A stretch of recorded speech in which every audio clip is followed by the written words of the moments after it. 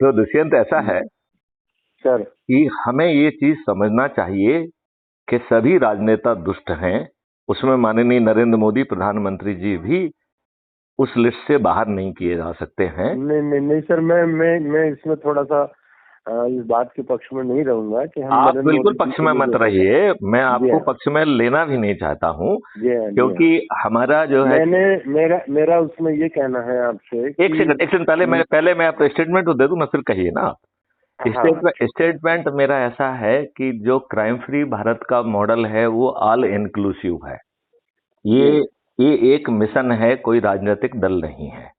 ये 21 जी लक्ष्यों के साथ महापरिवर्तित भारत को जमीन पे उतारने का संकल्प लिए हुए है, राइट। और ताज जी आपके सिर पे पहना रहा है।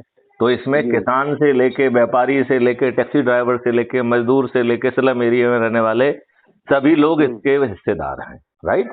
जी जी और इसमें राजनीतिक पार्टियों के कार्यकर्ता भी हिस्सेदार हैं। तो हमें किसी भी राजनीतिक पार्टी से ना कोई द्वेष है ना शिकवा है, क्योंकि मेरा ये मानना है कि सभी राजनीतिक पार्टियां अपने कार्यकर्ताओं का दोहन कर रही हैं।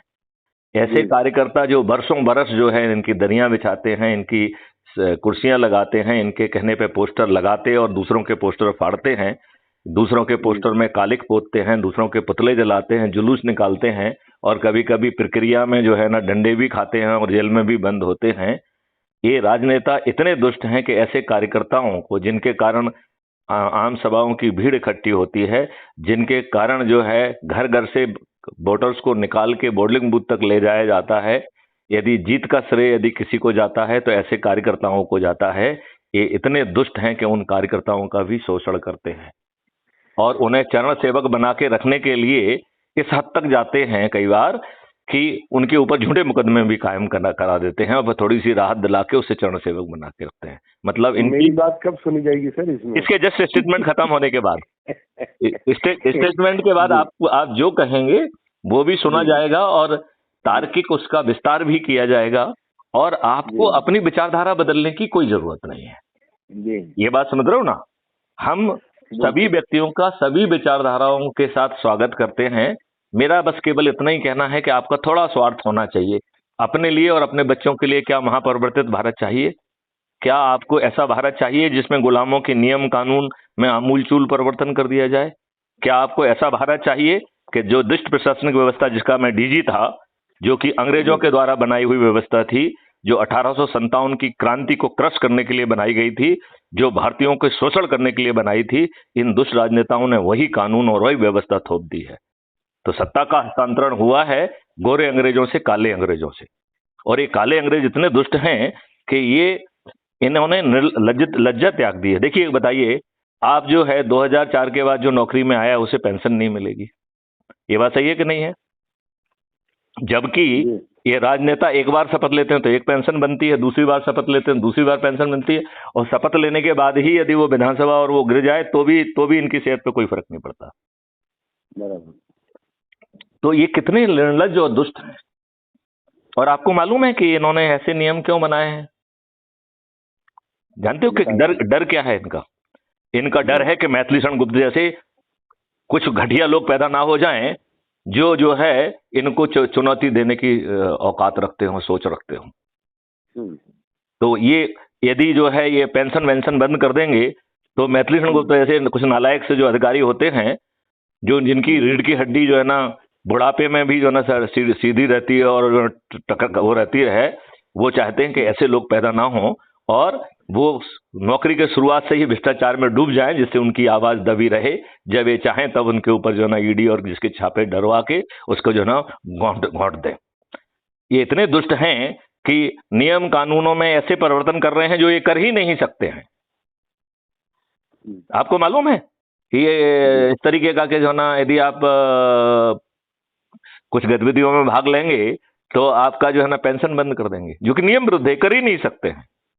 लेकिन दुष्टता है। क्यों? ये दुष्टता के साथ साथ इनका डर भी है। तो 21 लक्ष्यों के साथ महापरिवर्तित भारत, जिसकी शिक्षा व्यवस्था बदलने वाली है, जिसमें भारत जो है रिसर्च जो अभी फालतू की बुक शिक्षा है, कितने जो ना बीए बीकॉम वाले घूम रहे हैं वो किसी काम के करने लायक नहीं बचे हैं, काम करना वो चाहते नहीं हैं और नौकरी उनको मिल नहीं रही है। इतनी घटिया जो है ना बाबू वाली व्यवस्था पैदा की है। जबकि क्राइम फ्री भारत का कहना है कि शिक्षा व्यवस्था बदल के प्रायोगिक हो जाएगी, आदमी को उतना ही बताया जाएगा जितना उसे आवश्यकता है। जब उसे ज्यादा ज्ञान की अपेक्षा होगी तो वो हायर स्टडी करेगा। आपको research and development primary school level पे उस लेवल की रिसर्च एंड डेवलपमेंट होगी, मतलब प्राइमरी स्कूल में भी रिसर्च एंड डेवलपमेंट होगी, हाई स्कूल में भी रिसर्च एंड डेवलपमेंट होगी, उसके स्तर बदलते जाएंगे। तो भारत तो इससे विश्व गुरु बनेगा। आपको मालूम है भारत में टैक्स खत्म हो जाएगा, क्राइम फ्री भारत का ये दावा है।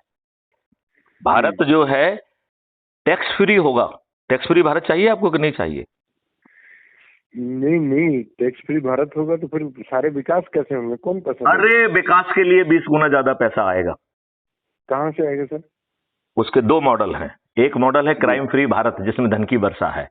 अकेले क्राइम फ्री भारत से इतना पैसा भारत सरकार के पास पहुंचेगा जो आज भारत सरकार सभी संसाधनों से कमा पा रही है, उसका 10 गुना तो क्राइम फ्री भारत देगा। 10 गुना। आप मेरे वीडियो देखिए कभी, अदरवाइज जो है ना इस पे हम एक लाइव सेशन आपको देंगे तो दूसरे लोगों को उसका लाभ मिलेगा, राइट जी। क्योंकि मैं हमेशा ये मानता हूं कि जो भी बात मैं किसी को समझाता हूं, जहां मैं आवश्यक समझता हूं, वो जरूर रिकॉर्डेड होती है और वो क्राइम फ्री भारत पे अपलोड भी होती है। उसका कारण यह है कि जो एनर्जी मैंने आपको समझाने में खर्च की, उसको हो सकता है आपके ऊपर असर पड़े ना पड़े, लेकिन जो दूसरा सुनेगा हो सकता है उसके ऊपर असर पड़ जाए। तो उस एनर्जी को जिंदा रखने के लिए तो मैं इस बारे में आपको जो ना विस्तार से एक लाइव सेशन करूंगा जब भी तुम कहोगे तो, ठीक है ना? जी जी। कब करना चाहते हो? बताऊंगा सर, मैं अलग से समय सोच के आपको। अच्छा, नहीं आप बहुत वीआईपी हो, समय निकालना मुश्किल है। वीआईपी नहीं सर, हर एक आदमी के साथ कुछ न कुछ उसकी समस्याएं होती हैं, उनके निदान के साथ आगे बढ़ता है। आपको ये मालूम है मैं भी स्वतंत्रता संग्राम सेनानी की तरह नहीं हूँ कि एकदम साथ खड़ा हो जाऊं। आपको स्वतंत्रता संग्राम सेनानी बनने ही नहीं दिया जा रहा है। देखिए मैं आपको जरा इसका मूल मंत्र बता दूंगा। एक मूल मंत्र इसका है कि नेता सुभाष चंद्र बोस ने कहा था, तुम मुझे खून दो मैं तुम्हें आजादी दूंगा।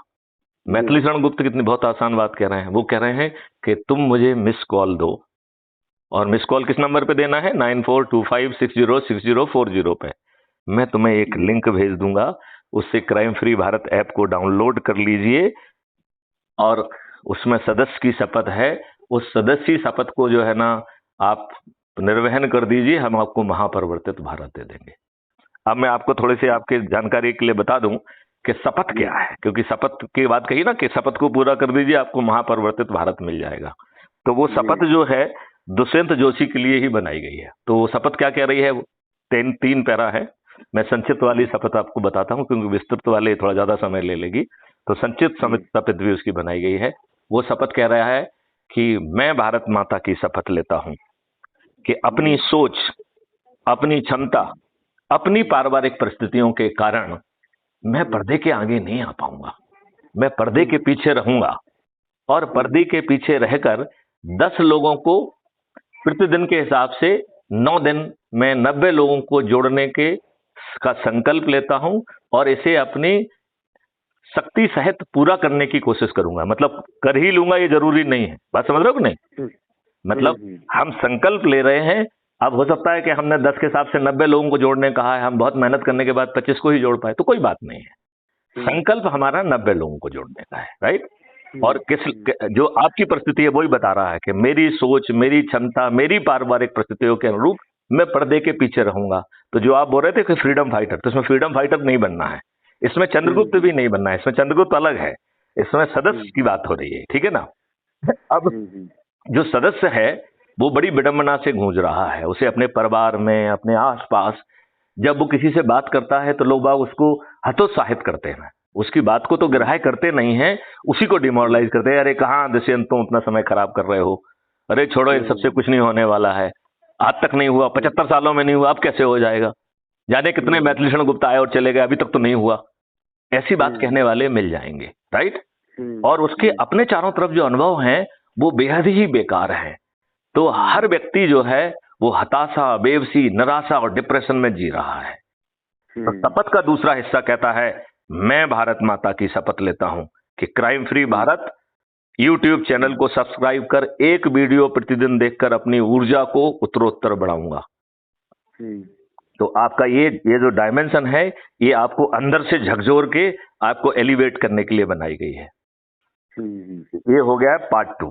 अब इसका पार्ट 3 आता है, जो कि मोस्ट इंपॉर्टेंट पार्ट है। वो कह रहा है कि मैं तो पर्दे के पीछे हूं, लेकिन ले जा। अच्छा चलो इसको पी लो, अभी बताते हैं। हाँ अभी बता। तो जो तीसरा पार्ट है वो बहुत इंपॉर्टेंट पार्ट है। वो क्या कह रहा है कि भाई साहब, मैं तो अपनी सोच और पारिवारिक परिस्थितियों के पीछे हम पीछे रह रहे हैं, राइट, लेकिन हमारे जो साथी एग्रेसिवली होके जगह जगह जाके लोगों को जोड़ेंगे और वो मेरिट लिस्ट में आ जाएंगे लोगों के जोड़ने की, तो उन्हें चंद्रगुप्त कहा जाएगा।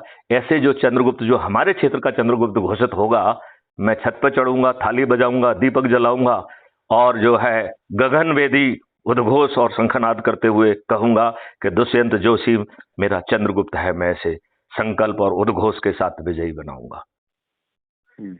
बस इतना ही काम करना। गारंटी है कि माननीय नरेंद्र मोदी, माननीय अमित शाह समेत सभी राजनीतिक पार्टियों के सभी राजनेता जिन्होंने चुनाव लड़ना, चुनाव जीतना, मंत्री और मुख्यमंत्री बनना अपनी बापौती मान लिया है और अपने बच्चों की भी बापौती मानते हैं, ऐसे सभी बापौती वाले लोग ये उभरते हुए चंद्रगुप्त, जिनका आज चेहरा भी स्पष्ट नहीं है, आज क्या दुष्यंत आप कह सकते हो कि आप चंद्रगुप्त बन जाओगे? नहीं। क्यों? क्योंकि एक कंपटीशन है। यदि आपसे ज्यादा कोई दूसरा मेहनत करके आपके ऊपर चला गया तो आप बाहर हो जाओगे कि नहीं हो जाओगे? तो आज जहां कोई ये गारंटी से नहीं कह सकता है कि मैं चंद्रगुप्त हूं, ऐसे उभरते हुए चंद्रगुप्तों से ये बापौती रखने वाले राजनेता न केवल पराजित होंगे बल्कि इनकी जमानतें जब्त हो जाएंगी। ये इतना पावरफुल मॉडल है कि इसमें जो चंद्रगुप्त बन रहा है, जिसको चंद्रगुप्त का सर्टिफिकेट मिल जा रहा है और टिकट भी मिल जा रहा है और वो अपना नामांकन भर दे रहा है और उसमें अपना नामांकन भर के प्रत्याशी बन गया है, वो प्रत्याशी से कहा जा रहा है कि भाई साहब आप किसी को नहीं बताओगे कि आप प्रत्याशी हैं। तो फिर आप ये पूछना चाहेंगे वो जीतेगा कैसे? आपको जवाब ऐसे मैं दे चुका हूं, लेकिन आपको समझ में नहीं आया हो तो फिर पूछ लीजिए क्वेश्चन कि जीतेगा कैसे। जी सर बताएं। क्यों? क्योंकि भारत जो सदस्य जो है, जो सभी लोग एक दूसरे के क्यूमुलेटिव इफेक्ट से बन रहे हैं, वो सदस्य छत पे चढ़ के शंखनाद कर रहे हैं कि दुष्यंत जोशी मेरा चंद्रगुप्त है, मैं उसे संकल्प के साथ विजयी बनाऊंगा। ये दुष्यंत जोशी उससे जाके नहीं कह रहे हैं, ये मैथिली शरण गुप्त के पास जो डायरेक्ट उसके साथ कम्युनिकेशन है उसमें वो कह रहे हैं कि ये हमारे दुष्यंत जोशी जी हैं, ये जो है ना इनका चुनाव चिन्ह है, इस क्रमांक पे ईवीएम मशीन में है, बटन दबा दो भैया। और ये भी कह रहे हैं कि बटन दबाने के लिए से काम नहीं चलेगा, ध्यान से जो है ना गिरने वाली ट्रेल को देखना, क्योंकि ये दुष्ट लोगों की व्यवस्था है, राइट। तो इसमें दो चीजें हैं, इन्होंने ऐसे दुष्टता पूर्वक नियम बनाए हैं, आपको मालूम है, आप गड़बड़ी के लिए चिल्लाते रहोगे, इन्होंने नियम में लिखे रखा है कि 5% से ज्यादा की पेपर ट्रेल हम काउंट ही नहीं करेंगे। तो गड़बड़ी हम 100% में करेंगे और काउंट हम 5% को करेंगे, तो 90% की गड़बड़ी से 95% की गड़बड़ी से हम जीत जाएंगे कि नहीं जीत जाएंगे? तो ये क्राइम फ्री भारत क्या कह रहा है, ले जाओ, क्राइम फ्री भारत क्या कह रहा है कि भैया यदि आपने अपने दुष्यंत को टिकट वोट दे दिया और पेपर ट्रेल में दुष्यंत की ही निकली है, तो एक 4 लाइन का जो है आपको शपथ पत्र लिखना है वहीं हाथ से कि मैं सो शपथ पूर्वक जो है ना कहता हूं कि मैंने हमारे चंद्रगुप्त फलाने फलाने थे, मैं उनको वोट दिया और पेपर ट्रेल जो गिरी वो चंद्रगुप्त के नाम की ही है, राइट। और उसका फोटो लेके इसी ऐप पर अपलोड कर देना है प्लस के साइन पे, तो हमारे सिस्टम को मालूम होगा कि हमारे चंद्रगुप्त को कितने वोट मिले हैं, राइट। यदि काउंटिंग जो है ना मैच नहीं करेगी तो हम पहले चीफ इलेक्शन कमिश्नर से कहेंगे कि भाई इसको करा दीजिए, तो लोकल लोग तो कर नहीं रहे हैं क्योंकि रिटर्निंग ऑफिसर तो इन्हीं के गुलाम हैं, है कि नहीं। यदि वो भी नहीं मानेंगे तो फिर कोर्ट के दरवाजे खड़े हैं, हमारे पास तो लिखित शपथ पत्र हैं सबके। आप बताओ इनको काउंटिंग 100% में कराना पड़ेगी? यदि 100% में गड़बड़ी होगी तो 100% में काउंटिंग कराने के लिए ये दुष्ट राजनेता बेबस होंगे। अब आगे चलिए इसमें। अब यदि मान लो पेपर ट्रेल जो है चंद्रगुप्त की ना हो कि कमल की फूल की है, तो वो जो है अब जो शपथ पत्र जो है वो पोलिंग ऑफिसर को एड्रेस करेगा कहेगा कि मैं सो एंड सो शपथ पूर्वक बयान करता हूं कि मैंने अपने चंद्रगुप्त दुष्यंत जोशी के बटन दबाया और जब पेपर ट्रेल निकली तो जो उन्होंने उसमें जो है ना कमल का फूल अंकित था, इसका मतलब है ये मशीन बग्ड है।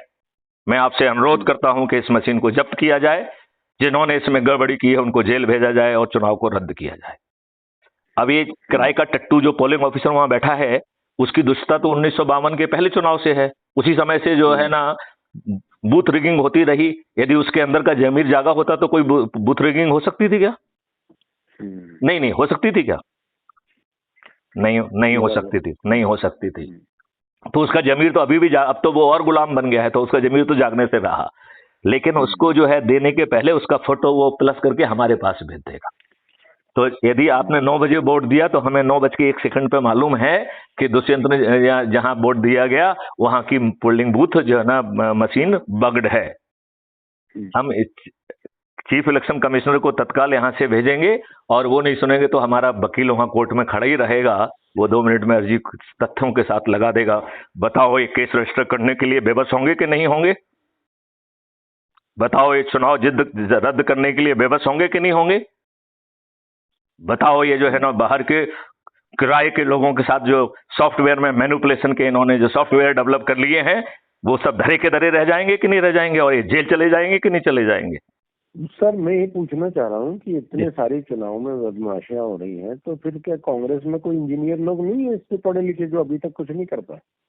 सब हैं, लेकिन ये दुष्व्यवस्था नहीं तो फिर ऐसा क्यों हो रहा है? इसलिए हो रहा है कि कोई सुनवाई नहीं है।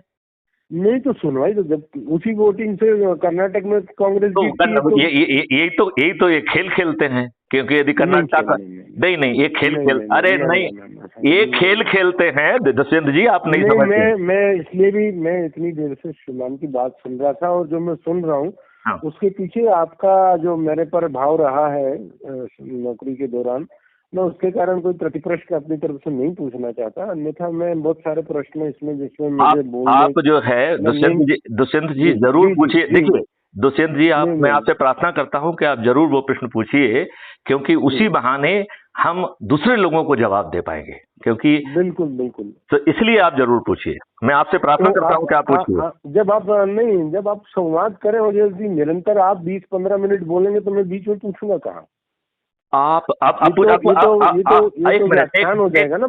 एक मिनट नहीं देखिए, वो व्याख्यान देना इसलिए जरूरी था कि मैं आपको कॉन्टेक्स्ट क्लियर कर दूं। अब जैसे मान लो मैंने कॉन्टेक्स्ट क्लियर कर दिया है, अब आप जितने प्रश्न पूछना चाहें और जितने लंबे पूछना चाहें, मैं आपका आह्वान करता हूं और मैं आपसे अनुरोध करता हूं कि आप जरूर पूछें। नहीं, मेरा ये निवेदन रहता है सर, ठीक है, तो जो कुछ बात होना थी, प्रश्न जो है वो व्याख्यान के समय ही पैदा होता है, इकट्ठा बाद में कोई प्रश्न पैदा नहीं होता। नहीं, लेकिन यदि आप देखिए जस्ट ए मिनट, यदि आप पृष्ठभूमि जब हम कह रहे हैं प्रश्न पूछ रहे हैं तो वो प्रश्न स्वतः लुप्त हो जाते हैं, क्योंकि जैसे ही पूरा क्लियरिटी सामने आती है तो वो अब आपको क्लियरिटी दे दी है तो आपके जेहन में जो प्रश्न बच गया है वो पूछ लीजिए। एक आध प्रश्न बचा होगा ना, यदि 2-4 लुप्त भी हो गए होंगे, कि 2-4 क्या 99% लुप्त हो जाएंगे, क्योंकि व्याख्यान के पूरे होते होते ही उन पेचीदगियों को आपको समझा दिया गया है। मेरा जैसे आपने अभी से बीच कहा था कि वो सारे कानून दुष्ट चल रहे हैं, तो 60 साल से तो बीजेपी की गवर्नमेंट थी नहीं इस देश में, और सवाल जितने कानून नहीं अब मुझे भी तो बोलने दीजिए सर आप। हाँ नहीं, आप पूरा बोलिए, विस्तार से बोलिए, विस्तार से बोलिए। जब आप कह रहे हैं कि मेरा बात समाप्त हो गया तब मैं जवाब दूंगा।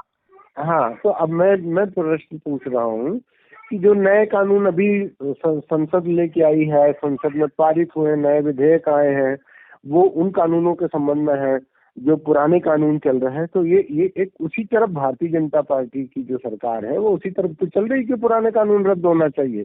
दूसरी बात ये है कि हर राजनेता, यदि आपकी नजर में सभी बेईमान हो गए हैं, पूरे देश के सारे ही नेता बेईमान हो गए, तो जो आप अभियान चला रहे हैं जनता के बीच में तो पहुंच नहीं रहा है, न अपनी निर्लिप्तता सिद्ध कर पाएगा कि हम स्वतंत्रता संग्राम सेनानियों की तरह एकदम शुद्ध रूप से सारे के सारे लोग ईमानदार हैं। तीसरा, हमारा नेतृत्व कौन करेगा? आप भी रहेंगे तो घर बैठ के ही पूरा वीडियो चलाएंगे, घर बैठ के ही बातचीत करेंगे। एक जनता के बीच में या तो वो गांधी की तरह हो, या वो जयप्रकाश नारायण की तरह हो, या विनोबा भावे की तरह हो, जो जनता को अपनी ईमानदारी के साथ लीड करे। या सबसे लास्ट में हम अन्ना हजारे का नाम इसमें जोड़ सकते हैं, जो लोगों को अपनी भावनाओं से प्रभावित करते हैं, या उन्होंने जिस तरीके से लोकायुक्त की बात की, जो वो सारी चीजें जिससे जनता प्रभावित होती है, वो कहाँ से आएगी इसमें? एक चीज। दूसरी चीज ये कि यदि हम सब पीछे पीछे करेंगे, जैसे हम चुनाव आयोग के लिए कर रहे हैं कि हम ऐसे शिकायत करेंगे, हम यूं करेंगे, उनको ये करना पड़ेगा, उनको ये करना पड़ेगा, तो हम स्वतंत्र रूप से, आपको यदि कोई राजनीतिक दल चलाना है या कोई संस्था बनानी है, तो आप स्वतंत्र रूप से एक पार्टी बनाइए अपनी, व्यवस्थित रूप से उससे जनता को जोड़िए, जनता के बीच में जाइए, जो आपका फॉलोअर होगा वो आपके साथ हो जाएगा। आपने अपनी बात कह ली? जी हाँ। अब मैं जवाब दूं? जी। अच्छा, मैं सिलसिलेवार जवाब दूंगा। पहला आपने प्रश्न ये उठाया कि साहब भाजपा पार्टी तो कुछ दिनों में रही है और सही दिशा में चल रही है, ठीक है ना, और इससे पहले तो कांग्रेस थी, अब उसने कुछ नहीं किया है, तो अब उसके लिए क्या कर सकते हैं? तो आप बिल्कुल सही कह रहे हो कि कांग्रेस महादुष्ट है, जिसने ऐसी परिस्थितियों में, जबकि अंग्रेज इस देश को छोड़ के भागने के लिए विवश थे, उस समय इस देशवासियों के साथ षड्यंत्र रचते हुए, देश का विभाजन स्वीकार करते हुए, और उस विभाजन के समय कोई भी सतर्कता बिना बरते सत्ता का हस्तांतरण स्वीकार किया और देश की जनता को गुलाम बनाए रखा। और वही कानून और वही व्यवस्था जो अंग्रेजों ने भारतीयों को क्रश करने के लिए बनाई थी, दुर्भाग्य से वही व्यवस्था इन दुष्ट राजनेताओं में, जिसमें उस समय कांग्रेस कहलाएंगे, कि दुष्ट कांग्रेस के राजनेताओं ने वही दुष्ट व्यवस्था थोप दी।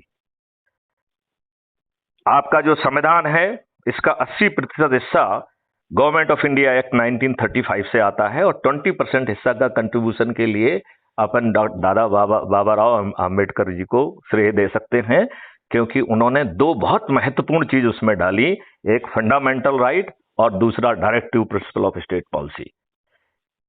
इस देश में संविधान ने सभी लोगों को बराबर पैदा किया था।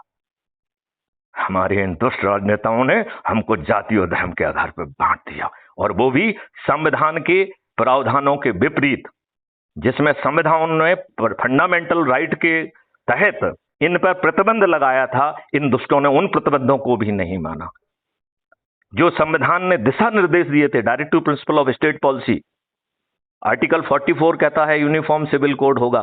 कितने दुष्ट थी कांग्रेस कि उसने उसी 1950 में इस देश का संविधान लागू हुआ, और 1952 में हिंदू मैरिज एक्ट, हिंदू देश कैसे बन सकता है? जहां का संविधान कह रहा है कि यूनिफॉर्म सिविल कोड होगा, वहां पे हिंदू मैरिज एक्ट कैसे बन सकता है? बताइए मुझे, बन सकता है क्या?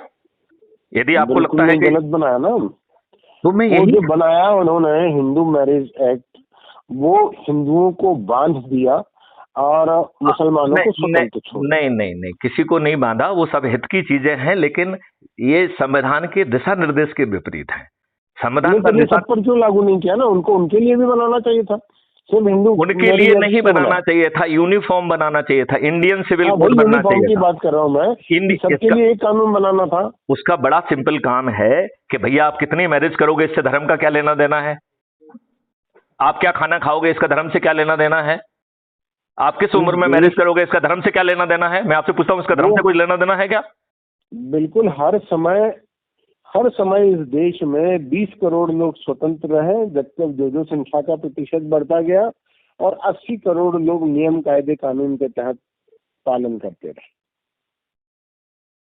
मैं आपको यही कह रहा हूं कि इनकी दुष्टता का तो बखान करने में 2-4 घंटे लगेंगे, इतने दुष्ट हैं ये। मेरे पास तो जो है ना उनकी लिस्ट है, ये तो इतने दुष्ट हैं कि इन्होंने आपके इतिहास को बदल दिया, और जिन दुष्ट विद्वान इतिहासकारों ने इस इतिहास को बदलने में भूमिका निभाई, उनको पद्मश्री, पद्म विभूषण और पद्म भूषण से जो अलंकृत किया, उन्हें उनका किसे दिया सर? सभी को दिया, किसे दिया गया? उन्हीं को दिया गया जिन्होंने आपका इतिहास तोड़ दिया। ऐसे दुष्ट लोगों को दिया गया। इतिहास की तो आप अपनी बात कर ही रहे हैं। मैं आपको एक नई चीज बताता हूँ, जो शायद बहुत सारे लोगों के पास होगी भी या नहीं, दिमाग में नहीं आया। मिस्टर एल्विन करके इस देश में आया था 1927 में, और वो पंडित जवाहरलाल नेहरू का आदिवासियों के संबंध में प्रधानमंत्री का सलाहकार नियुक्त हुआ था। हम आज की तारीख में 13 वर्ष की लड़की के साथ 46 साल का लड़का है? या 47 साल का अधेड़ हाँ कल। यदि संबंध बनाता है तो 376 में उसको बंद कर देते हैं। उस एल्विन को इस देश की उस सरकार ने पद्म भूषण से अलंकृत किया। पहले तो मैं ये कह रहा हूँ 1927 में जवाहरलाल नेहरू की कैपेसिटी क्या थी, किस कैपेसिटी में उन्होंने एल्विन को अपना सलाहकार रखा? आपने मेरी बात सुनी नहीं। मैंने ये कहा कि 1927 में वो हिंदुस्तान आया था, 1954 में सलाहकार बनाया हूँ। अच्छा, 1954 में बना है। ओके। तो ये जवाहरलाल नेहरू क्या इतने महाविद्वान थे कि उन्हें भारत में कोई भी एक व्यक्ति नहीं मिला जो भारतीय की चीजों के बारे में सलाह देता है इन्हें? क्योंकि ये तो विदेशी नहीं, ये तो विदेशी टट्टू थे। इन्हें अपने कोट और अपने कपड़े सिलवाने के लिए फ्रांस में भेजना पड़ते थे। कितने कितने दुष्ट थे, और इनकी अपने भारतीयों के प्रति क्या श्रद्धा थी। मतलब कपड़े धुलने जैसी चीज आपने सुना होगा कि नहीं सुना होगा कि इनके कपड़े विदेश धुलने जाते थे। तो मैं यही कह रहा हूँ कि ये को भी जानता हूँ। छोड़िए, मैं तो उस सोच की बात कर रहा हूँ। मुझे जवाहरलाल नेहरू से भी लेना देना है। मैं तो उस सोच की बात कह रहा हूँ कि वो भारतीयों में इतनी काबिलियत भी नहीं देखते हैं कि इनके कपड़े धुल जाएंगे। कितने कितने आपको मालूम है, जब ये जो है आर्मी जनरल जो है ये अंग्रेज को बना रहे थे, उस समय का जो जनरल बनने की लाइन में था वो उससे गया। उसने कहा कि साहब आप ये क्या कर रहे हैं, ये विदेशी क्यों जो है ना आर्मी का जनरल बनेगा? तो बोले भाई आप लोगों को अभी सेना चलाने का अनुभव नहीं है। तो उसने कहा mister prime minister you don't have any experience. उसकी इस बात पे जब फिर उसको जनरल बनाया गया, उसने कहा mister prime minister even you do not have the experience, तो तुमको भी नहीं बनना चाहिए। बात सही कही कि नहीं कही उसने? तो मैं तो ये कह रहा हूं कि वो सोच और वो चिंतन कितना घटिया रहा होगा, जिसने जो है इनके कपड़े, भारतीयों को इनके कपड़े धुलने लायक भी नहीं माना। कितने दुष्ट रहे होंगे ये लोग। बिठाइए वहां पे। हाँ, उनको डाइनिंग हॉल में बिठाइए, मैं वहीं पे पहुंच के बात करता हूँ। ये बात आप समझ रहे हैं कि नहीं समझ रहे हैं? तो इनका सोच और चिंतन घटिया है। यदि आप मुझे सुनेंगे विस्तार में तो आपको मालूम पड़ेगा कि जो आजादी है ये आजादी है ही नहीं। आजादी का क्या मतलब होता है कि व्यवस्था, नियम, कानून सब बदलना चाहिए कि नहीं बदलना चाहिए? तो ये सत्ता का हस्तांतरण था, आपको मूर्ख बनाया गया। और इन्होंने जो पार्टी सिस्टम से तो इन्होंने डेमोक्रेसी की हत्या कर दी। आपको अभी लगता है कि आप डेमोक्रेसी में जी रहे हैं? चुनाव इज ए फार्स, चलो उसको मान लेते हैं कि वो ठीक है, आपने चुना है, जो कुछ भी है उल्टा सीधा है, मान लेते हैं। तो आपका चुना हुआ व्यक्ति आपकी बात कहने की स्थिति में है? उसको तो इन्होंने पार्टी से बांध दिया है। वो तो पार्टी का टट्टू हो गया है। उसकी औकात नहीं है कि वो पार्टी की लाइन से हटके एक शब्द भी बोल दे। है उसकी औकात? वो तो जो मैथिलीषण गरज रहे हैं वो तो उसका 1000 भी नहीं गरज सकता है। गरज सकता है क्या? है किसी पार्टी वाले की औकात को मैथिलीषण जितना गरज रहे हैं उसका वो 1000 भी गरज ले? वो किसी भी दल का हो, पार्टी मैं देखिए, मैं तो पार्टी की बात कर रहा हूँ ना, मैं दल का तो नाम ही नहीं ले रहा हूँ। मैं ये कह रहा हूँ इस पार्टी तंत्र ने, जो कि संविधान का हिस्सा नहीं है, इसको इस तरीके से ताना बना गया है कि बची कुछ इसने जो ना प्रजातंत्र की भी हत्या कर दी है। आप बताइए क्या ये दुष्टता नहीं है कि जो है आप फ्री भी बांट रहे हैं, दारू बांट रहे हैं, साड़ी बांट रहे हैं? आपको मालूम है इसी संविधान का आर्टिकल 47 कह रहा है कि इस देश में जो है ना दारू या कोई भी नशीली पदार्थ जो है ना नहीं बिकेगा, नहीं बनेगा। ये आपके संविधान में लिखा हुआ है। और ये कितने दुष्ट हैं, 75 साल के बाद इन्होंने गली गली कूचे कूचे में जो है ना दारू की दुकानें पहुंचा दी। और अवैध रूप से आजकल होम डिलीवरी भी होने लगी है। नए सर जो आप 47 बता रहे हैं, इस देश के 140 करोड़ लोगों में एक भी ऐसा बुद्धिमान नहीं था जो सुप्रीम कोर्ट पहुंचा। मैं ये विवेचन आपके ऊपर छोड़ता हूँ। आप दिमाग लगाइए और बताइए कि हाँ साहब कौन कौन विद्वान थे, किस किसने उसका विरोध किया। मैं तो आपसे पूछ रहा हूँ ना इसका विवेक। हर बात का जवाब मैथिलीषण को देने की वजह आप भी कुछ दे लीजिए। आपके पास परिस्थिति भी है और डाटा भी है। आप सोचिए कि हम लोग कितने विद्वान थे कि अपने स्वार्थ के लिए किसी भी हद तक गिरने के लिए तैयार थे। संविधान ने जिसने 109, 110, 111, 112 4 सेक्शन के तहत, 4 आर्टिकल के तहत आपको जो है जिसने प्रोटेक्शन दिया है, हम कितने दुष्ट जो है ना सुरक्षित ब्यूरोक्रेट्स हैं कि फिर भी थोड़े से लाभ के लिए, पोस्टिंग के लिए हमने अपने आप को साला सरेंडर कर दिया, बेच दिया। हाँ वो तो आपकी भी 33 साल की सर्विस है और तो मेरी भी है। तो आपने देखा होगा कि नौकरी के दौरान भी मैथिलीषण की गर्जन में कभी कमी आई है क्या? मैं तो नहीं, आपका वो तो हमारी भी नहीं मैं आई तो है। आपका डीजी भी रहा हूं। किसी नेता की नहीं। औकात रही कि मैथिली शरण गुप्त के काम से इंटरफियर कर ले?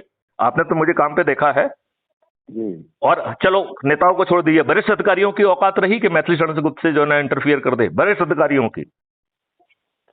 नहीं, पर वो तो गलत हुआ ना सर, अपने बड़े अधिकारियों की बात तो आपको मानना चाहिए थी। वरिष्ठ अधिकारियों की न्याय संगत सही बात मानना चाहिए।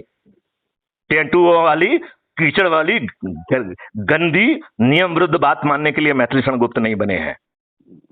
आई एम पर हम हियर तो टू जो है मानते ना। रहे ना सर सब लोगों की। हाँ? हमने तो सबकी बातें मानी सर। आपने अच्छा किया तो हम आपसे तो कुछ कह नहीं रहे हैं ना। आप ज्यादा समझदार थे तो आप ने अच्छा काम किया। मैथिली शरण गुप्त थोड़े से कम समझदार थे, इसलिए उन्होंने अपनी हेकड़ी दिखाई। ये हाँ, तो हमें तो ये तो सबकी ये मानना तो पड़ती ये है तो ना। समझदारी का फेल है। और दूसरी बात ये है कि आप हेकड़ी नहीं दिखा सकते थे क्योंकि आपका स्तर थोड़ा नीचे था। मैथिली शरण हेकड़ी दिखाने के बाद भी जो है ना चौड़े होके चल पाए, चौड़े होके नौकरी कर नहीं पाए। नहीं नहीं नहीं नहीं, इसमें थोड़ा सा परिवर्तन करना चाहूंगा सर मैं। जरूर करिए, कि जरूर करिए। हेकड़ी हेकड़ी तो सिपाही भी दिखा सकता है, मैं ये कह पर वो रहा हूं ईमानदार हो। मैं ये कह रहा हूं कि हर व्यक्ति को हेकड़ी दिखाना चाहिए। क्राइम फ्री भारत का जो नंबर 2 है उसका पार्ट 2 जानते क्या है? शासकीय सेवा जी। से गुलामी हट जाएगी। वरिष्ठ अधिकारी आपकी एसीआर नहीं लिखेंगे, आपका एसीआर आपका काम लिखेगा। और जब आप काम कर रहे होंगे उसी समय आपके उसके एट्रीब्यूट एक्सट्रैक्ट कर लिए जाएंगे, जो कि परफॉर्मेंस इंडेक्स में कन्वर्ट कर दिए जाएंगे। उसी के आधार पर आपको पदोन्नति मिलेंगी, उसी के आधार पर आपकी पदस्थापनाएं मिलेंगी। तो शासकीय सेवा में गुलामी के 4 स्तंभ हैं। पहला स्तंभ है एसीआर, दूसरा स्तंभ है पदोन्नति प्रक्रिया, जिसमें ये कुछ भी दाएं बाएं फंसा के किसी अच्छे व्यक्ति की जो है ना पदोन्नति रोकने का हमेशा ही प्रयास करते रहते हैं। तीसरा जो है, जो इनकी बात लाइन नहीं करता है उसको किनारे उनारे घटिया उसमें डाल के ये अपने वाइकेरियस प्लेजर लेने की कोशिश करते हैं। और चौथा जो है कंडक्ट रूल, जिसमें लिखा है boss is always right if the जो है ना आया आ रहा हूँ। If there is any confusion then जो है ना please refer to clause number 1। तो ये जो इसका चौथा स्तंभ भी है कंडक्ट रूल, इस कंडक्ट रूल में बदलाव कर दिया जाएगा कि यदि आप अपने वरिष्ठ अधिकारी का यार जी साहब बात तो गुप्ता साहब बात कर रहे हैं, तो 2 मिनट तो रुक जाए। अच्छा चलिए इसको बात को जल्दी खत्म करते हैं। मेरे ख्याल से मैडम को कहीं ले जाना होगा आपको। मैं 1 मिनट में अपनी बात खत्म करता हूं। देखिए इसमें जो कंडक्ट रूल है उसमें संशोधन करके ये कह दिया जाएगा कि यदि मैथिली शरण गुप्त गलत निर्णय लेते हैं और मिस्टर दुष्यंत जो है जोशी जी हमारे इंस्पेक्टर हैं, और यदि वो सबमिसिव ढंग से गलत बात को मान लेते हैं तो मैथिली शरण गुप्त के पाप के भागीदार दुष्यंत जोशी भी होंगे। राइट? दुष्यंत जोशी में कंडक्ट रूल के तहत अपेक्षा की जाएगी कि आप इमीडिएटली लिखेंगे कि सर आपने जो निर्णय लिया है शायद इन चीजों को आपने महसूस नहीं कर पाया है, इसके ये दुष्परिणाम हो सकते हैं, लिहाजा मैं आपके सामने पुनः इन तथ्यों को प्रस्तुत करके आपसे निवेदन करता हूं कि आप इसे रिव्यू करें। और आपको मैथिली शरण गुप्त से डरने की जरूरत नहीं है, क्योंकि मैथिली शरण गुप्त ना तो आपकी एसीआर लिख रहे हैं, ना आपकी पदोन्नति प्रभावित कर रहे हैं, ना आपकी पदस्थापना प्रभावित कर रहे हैं। तो आपके जो है ना मैथिली शरण गुप्त बॉस की बजाय वरिष्ठ साथी हो गए कि नहीं हो गए? और जब आपके कंडक्ट रूल में ये बात लिखी होगी तो बताइए सभी लोग स्वाभिमान से जी पाएंगे कि नहीं जी पाएंगे? बराबर। तो ये बहुत है। दुष्यंत जितने दिमाग में आपके प्रश्न होंगे इन सबके समाधान इन 21 लक्ष्यों में है। बस अब जो है आप दूसरे उसमें अपन बात करेंगे। आप जहां जहां रहे हैं उनके अच्छे लोगों के नाम हमें आप बताइए और उनसे कॉन्फ्रेंस कॉल में लेके मेरी बात कराइए कि डीजी साहब बात करेंगे। हम उनमें एनर्जी डालकर इस महापरिवर्तन को इसी दिसंबर के महीने में मध्य प्रदेश में उतार देंगे और 2024 में देश को बता देंगे। और इस भंवर को, इस महापरिवर्तन को कोई नहीं रोक पाएगा। ठीक है, बिल्कुल बात समझे? मुझे लगता है कि आपकी सभी परीक्षाओं का मैंने समाधानकारक जवाब दे दिया है। हाँ, मैंने जो कुछ मुझे लगा था उसमें मैंने अपनी तरफ से भी कुछ बोला है। और नहीं, लेकिन आपके जो बोला है उसका कुछ समाधान आपको मिल गया है? हाँ, कुछ समाधान मुझे मिला। अच्छा, जो नहीं मिला है उसको मैं चाहूंगा कि आप नोट कर लीजिएगा। जब हम अगला वार्तालाप करेंगे तो उस पर भी चर्चा करेंगे और हम आपसे अगली वार्तालाप लाइव करेंगे जो दुनिया देखेगी। ठीक है। चलिए, जय हिंद, जय भारत, वंदे मातरम। जय हिंद।